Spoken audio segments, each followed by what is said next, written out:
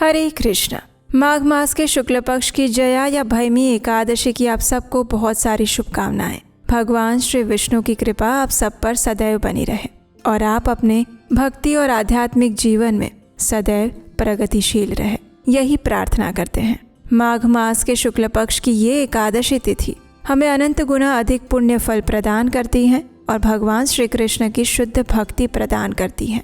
तो ऐसी सुंदर सौभाग्यशाली जया एकादशी के अवसर पर आइए उससे जुड़ी हुई पौराणिक कथा का श्रवण करते हैं। आज की जया एकादशी व्रत कथा आरंभ करते हैं।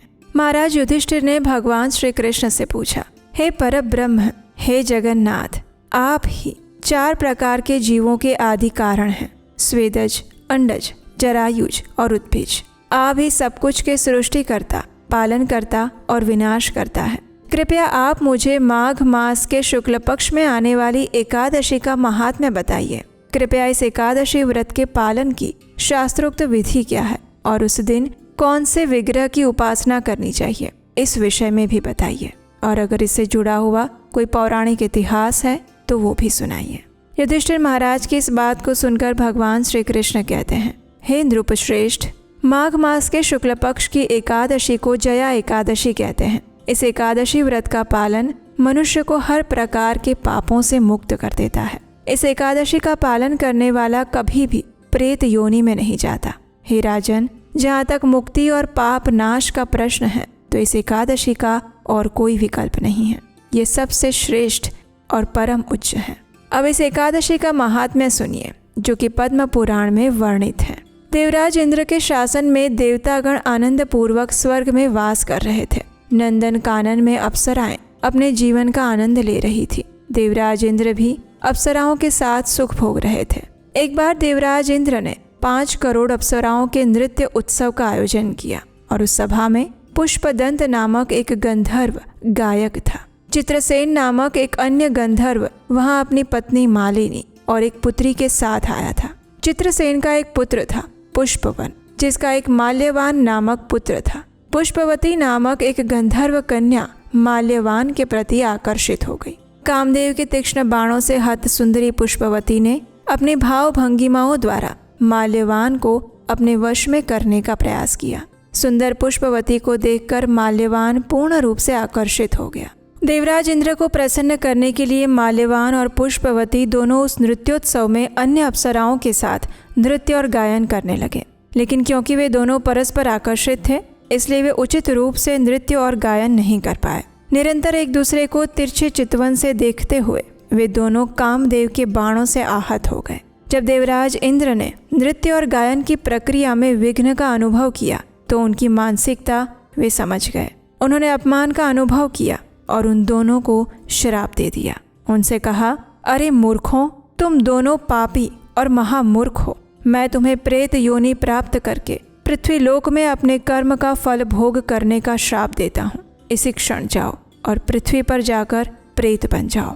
इस प्रकार श्रापित होकर माल्यवान और पुष्पवती दोनों प्रेत योनि प्राप्त करके हिमालय पर्वत की गुफाओं में अपना दुखमय जीवन व्यतीत करने लगे। प्रेत शरीर प्राप्ति के परिणाम स्वरूप दोनों को अत्यधिक शोक और अनुताप का अनुभव हो रहा था। वे सूंघने, स्पर्श करने और निद्रा का सुख भी प्राप्त नहीं कर पा रहे थे। घने जंगलों और शीत हिमालय के पर्वतीय विस्तारों में भटकते हुए वे एक स्थान पर बैठ गए और अपने उन पूर्व पाप कर्मों का स्मरण करने लगे, जिनके कारण उन्हें ऐसी कष्टदायक प्रेत योनि प्राप्त हुई थी। उन्हें अपने इस दुर्व्यवहार पर अत्यंत प्रायश्चित और शोक का अनुभव हो रहा था।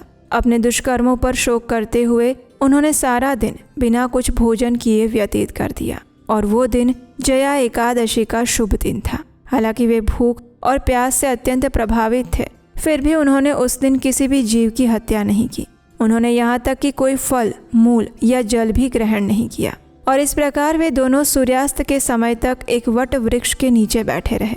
अत्यंत तीक्ष्ण शीत और गहरे चिंतन में निमग्न होने के कारण उन्हें अत्यंत कष्ट हुआ और उन्होंने सारी रात बिना सोए व्यतीत कर दी। उनके दुख के कारण उनके हृदयों में विषय भोग की कोई आकांक्षा उत्पन्न नहीं हुई और इस प्रकार उन्होंने अनजाने में ही जया एकादशी व्रत का पालन कर लिया।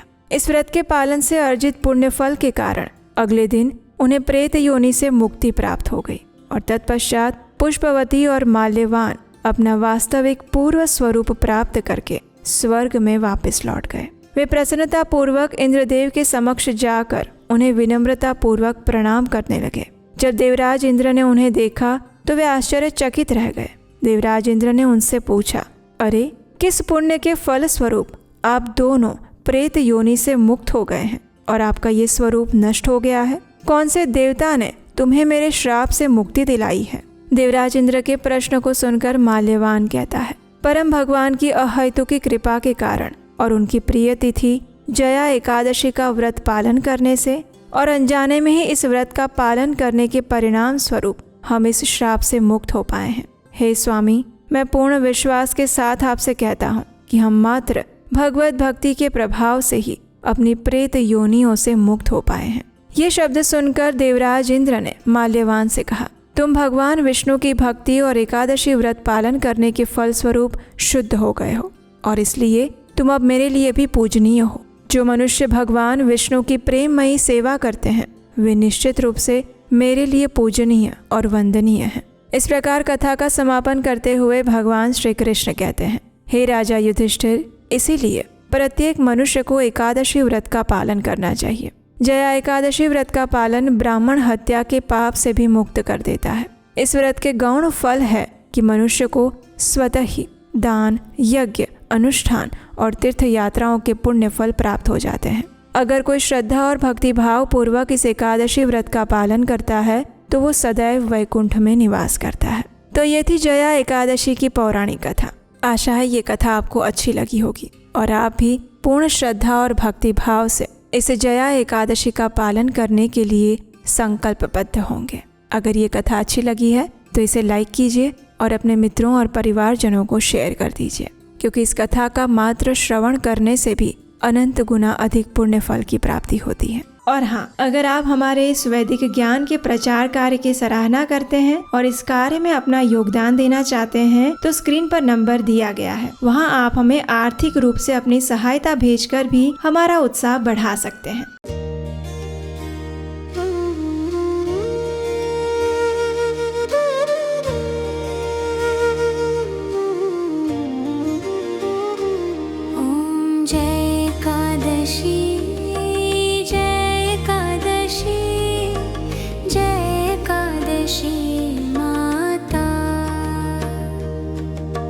विष्णु पूजा रत को धारण कर शक्ति मुक्ति पाता। तेरे नाम गिनाऊं देवी, भक्ति प्रदान करनी। गण गौरव की देनी माता, शास्त्रों में वरनी। ओम जय एकादशी, जय एकादशी, जय एकादशी माता। विष्णु पूजा व्रत को धारण कर शक्ति मुक्ति पाता। मार्गशीर्ष के कृष्ण पक्ष की उत्पन्ना विश्वतारिणी जन्मी। शुक्ल पक्ष में हुई मोक्षदा, मुक्तिदाता बन आई। ओम जय एकादशी, जय एकादशी, जय एकादशी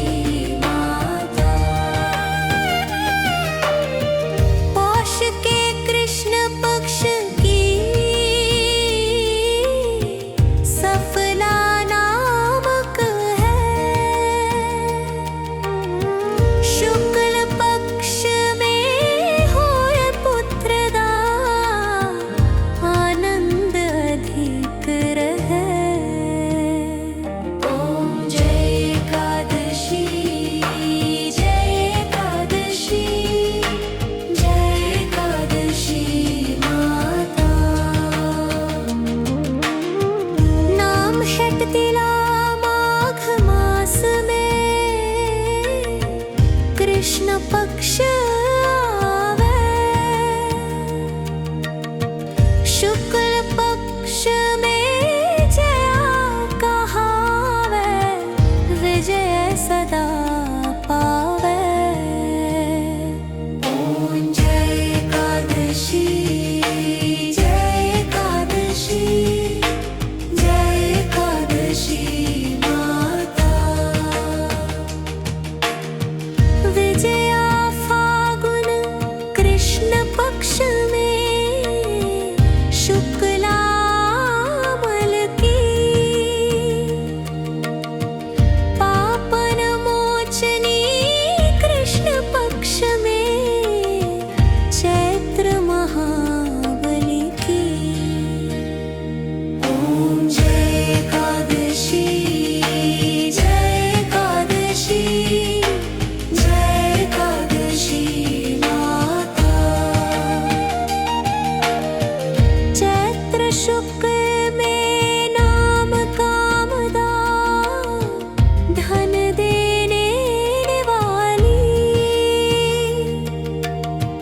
नाम वरूथिनी कृष्ण पक्ष में वैशाख माहवाली।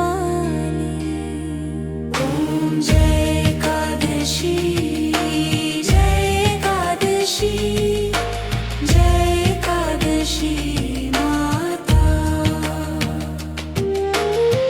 शुक्ल पक्ष में होए मोहिनी, अपराजिष्ठ कृष्ण पक्षी, नाम निर्जला सब सुख करनी, शुक्ल पक्ष रखी। ओम जय एकादशी, जय एकादशी, जय एकादशी माता। योगिनी नाम आषाढ़ में जानो, कृष्ण पक्ष करनी, देवशयनी नाम कहायो, शुक्ल पक्ष धरनी। ओम जय एकादशी, जय एकादशी, जय एकादशी माता। कामिका श्रावण मास में आवे, कृष्ण पक्ष कहिए, श्रावण शुक्ला होय पवित्रा, आनंद से रहिए। ओम जय एकादशी, जय एकादशी, जय एकादशी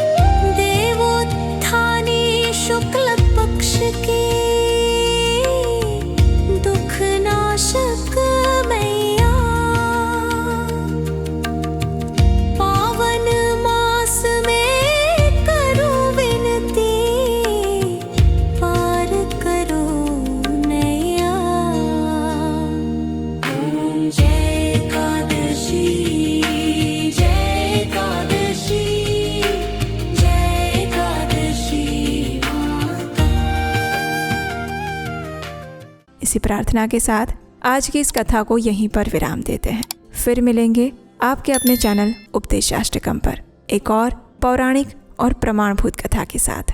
हरे कृष्ण।